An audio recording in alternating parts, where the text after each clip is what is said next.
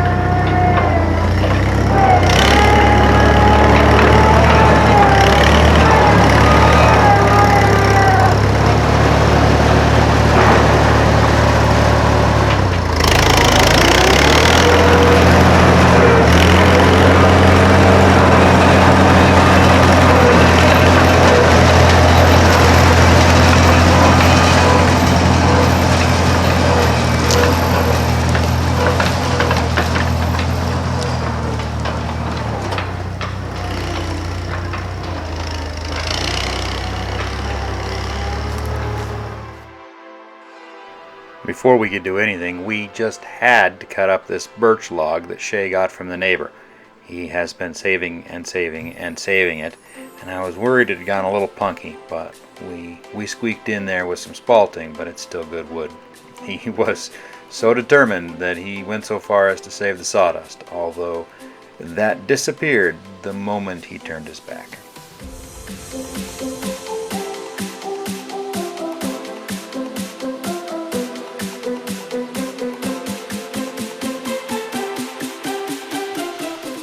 Our mill is a manual mill called a TIM-BURRRRRR. Not that it matters, because it was just put together by a machinist. I think he was out of Troy, Montana. He doesn't do it anymore. It's your quintessential mill from the early 2000s, before all the Chinese mills became available. So it's a manual mill that Dad, the consummate tinkerer, has customized and added some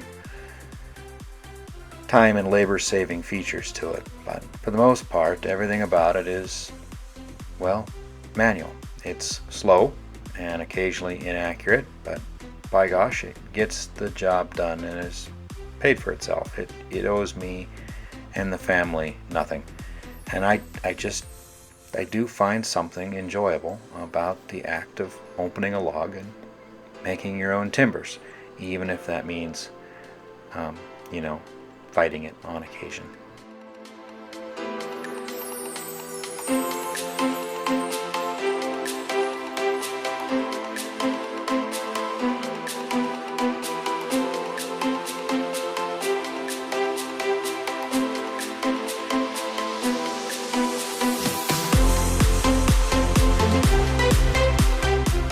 Sharp blades ensure quality cuts.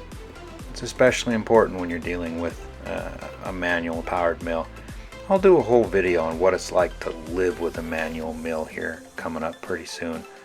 You know, you see them and you always ask yourself, should I? What's it actually like long term? Well, we've had ours for 15 years now and cut a bunch of wood on it, and I can tell you what it's like to live with a manual mill.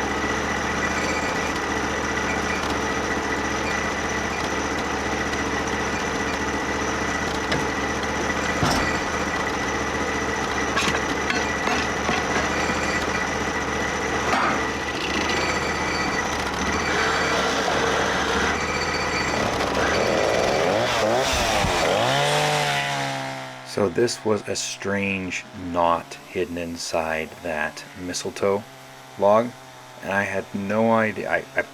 I said I would cut it out for Shay, and I had no idea that he went over, spun the camera so we could record it, got his log out there, and then put the camera back. Didn't know it until I was editing this.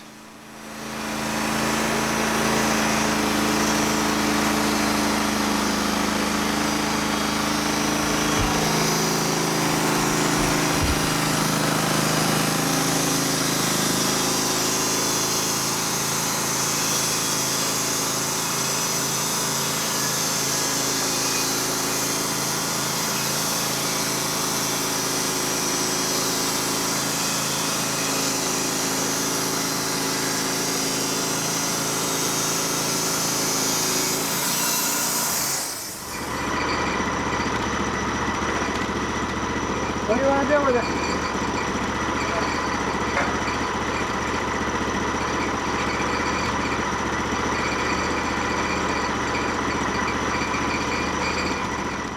This is going to be a big chunk of fir. These are the two beams that together will hold up Shay's bedroom. Sometimes we call it the cantilever part of the house. It's not actually cantilevered, it's sitting on these giant beams, but it looks like it's cantilevered. Anyways, these are massive. I think it's 6 by 10, 6 by 12 old green fir. Paul Bunyan would be proud. Grandpa cut it. How we're going to move it once it's too deep, that I don't know. Now, I think our only hope is to clear out where his handsaw is. What do you think? We'll take him right in there. Huh? There's a cap on that foot. Oh.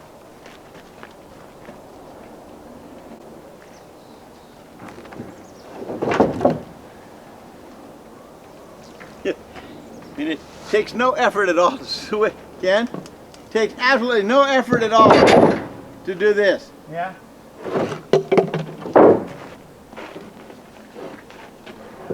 But it's Here. not. But it's not as bad. One finger. That beam probably weighs 400 pounds.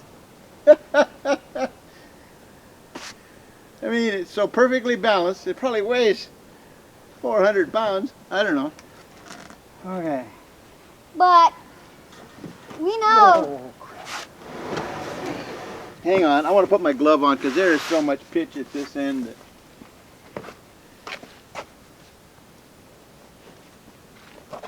Are we going to trim those down at all? A little bit. So we're going to put the first one on the trailer. Okay, hold on. Let me get better position here. Okay. Grandpa, are we going to put the first one on the trailer and trim the second one down? Nope.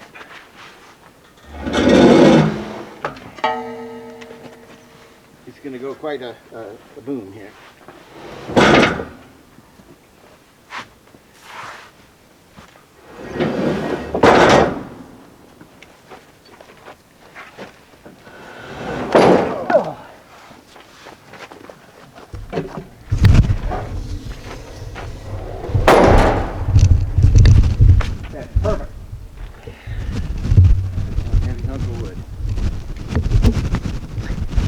Maybe I need to Look at that. carefully sticker these. Pitchy mess.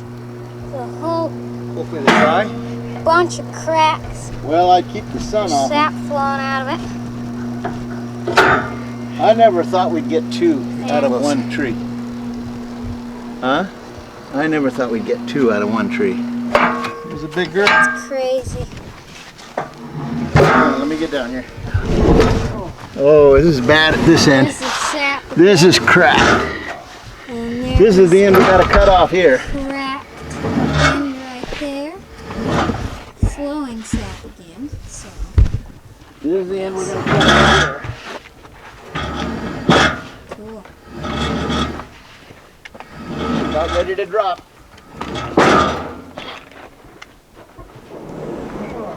Yeah.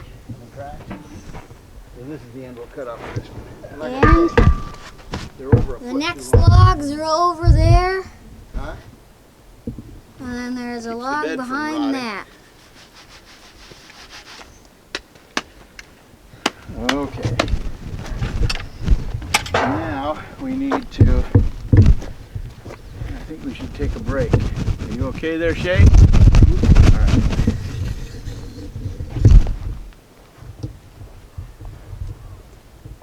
Should we raise these up, roll the log on, and then take a break? Is that okay?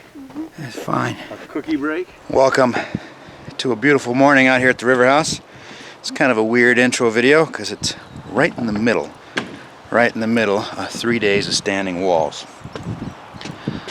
But we've got a lot done.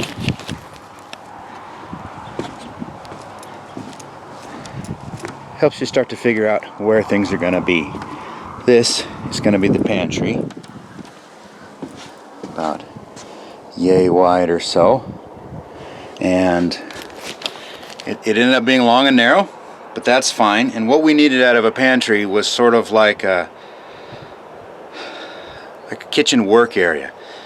You know, you set up 2 or 3 food dehydrators, a bread machine, and flour bins and stuff like that, and the next thing you know, your kitchen is completely full. So that's all going to happen right here.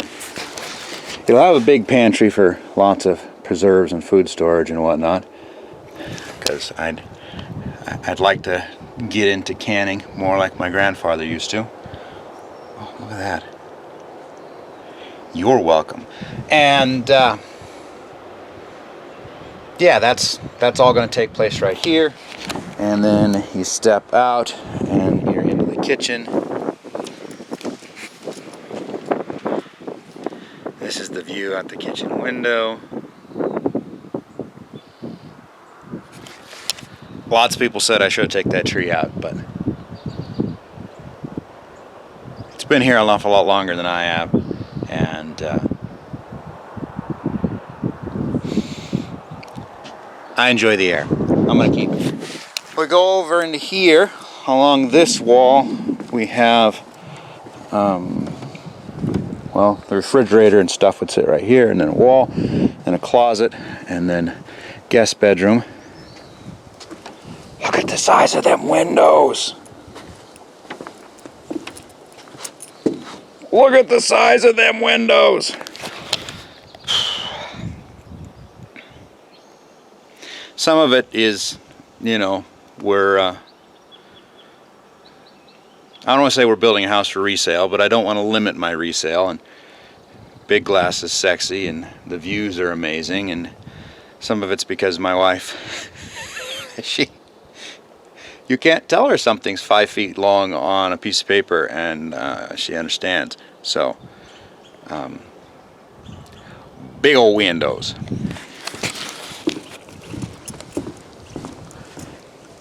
This is the side door.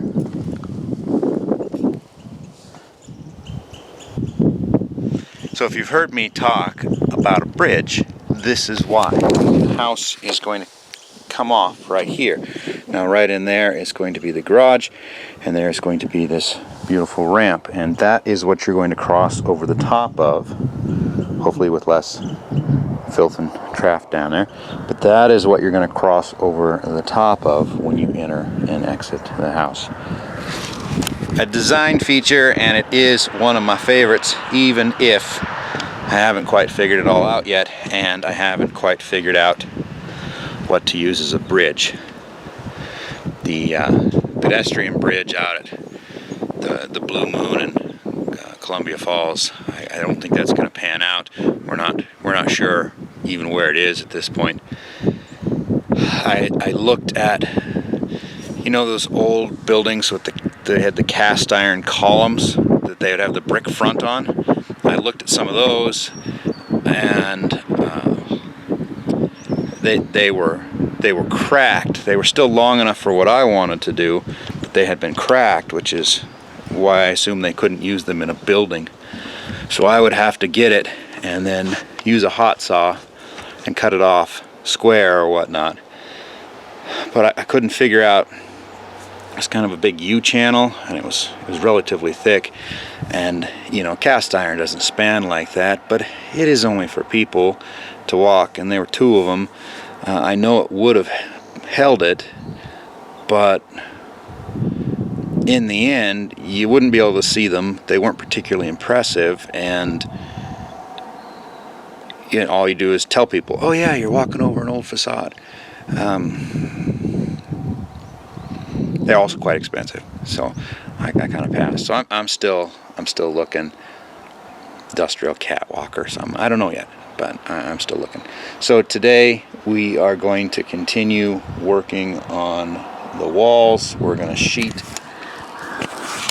What we've got are low walls that go around to about the back of the pickup's front door there, and then these are the high walls for the vaulted ceiling in the living room, and it starts again right over there. So we would love to get all these low walls built today and tomorrow. Well, here it is. That is the kitchen wall.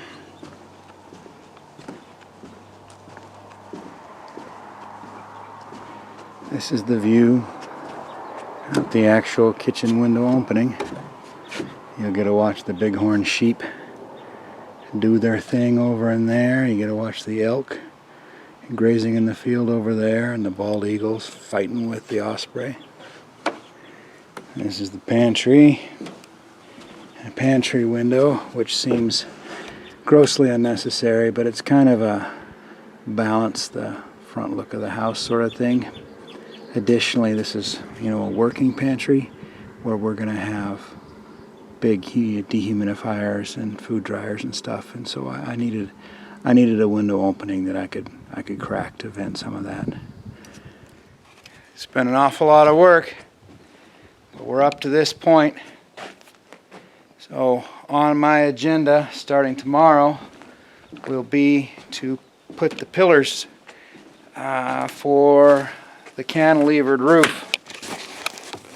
So the second story cantilevers over all of this rock, and I need to put a post there, one in the middle, one there, and then there's a beam pocket, although we haven't cut it out, over there. And then all of this will cantilever over the top. This house is way too big. Way too big. But I should be able to heat it with a candle. And as long as the taxes don't kill me, and they're pretty low in this county, at least at the moment, it'll be a good long-term investment as far as the land is concerned. Even if it's more than we're ever going to need. But that's fine. That's fine. So that's what I'll be working on. I need to remove that rock right down in there and get down. The post is going to go tucked right into this hill. So that needs to come out, and then I need to use the wet saw and cut into it to make a level platform, and then drill it for the pins like we did before, and then I cast some concrete after cleaning it carefully so that it sticks to the rock. And I'll do that in the center point, and then halfway between the center points again. So yeah, I've stacked all the lumber. I'd show you the giant beams that are still sitting on the trailer, but I got them covered so the sun. That's our 8-inch sill plate, and then there's another stack of it, shorter stack back over there. The stuff that I got the sun blocking it from, those are the posts for the flying ceiling. So right here it's gonna go up 16 feet open span, and then there is a catwalk, and so one of those posts goes right there to carry this load. One of those posts goes right here to carry that load. So that's what those are. Yeah, I got everything stacked and stickered. There's all my studs. Didn't find any additional bullets in any of them.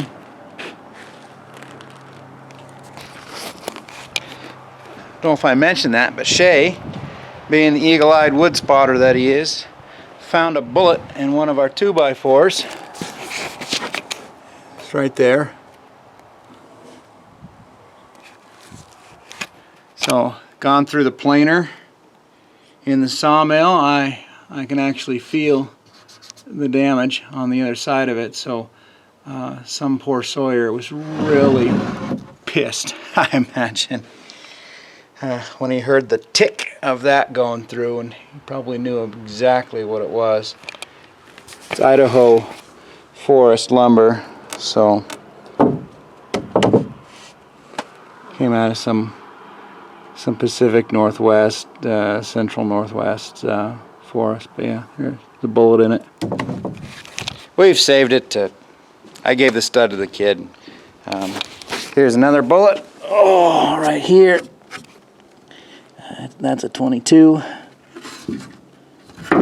that we cut in half with our sawmill. So the total number of bullets found by somebody's sawmill on this project is dose. I'm gonna go down the hill. I'm gonna unload the truck, and I hope tomorrow to get started on that. I hope tomorrow to get the replacement pistons in the front of the backhoe, and there's a lot of things I hope to get done. There's apparently a fire burning right over there somewhere on the other side of that hill. Not a big one though, and it's supposed to be smoking hot here for the next few days. Here's hoping those poor guys can catch a break. Anyways, there it is. There is the outer walls. Still got to build the double stud wall on the inside, but this is the complicated one, and those are a little less complicated. I feel far more confident in my ability to do it. So it's a learning curve. See you later.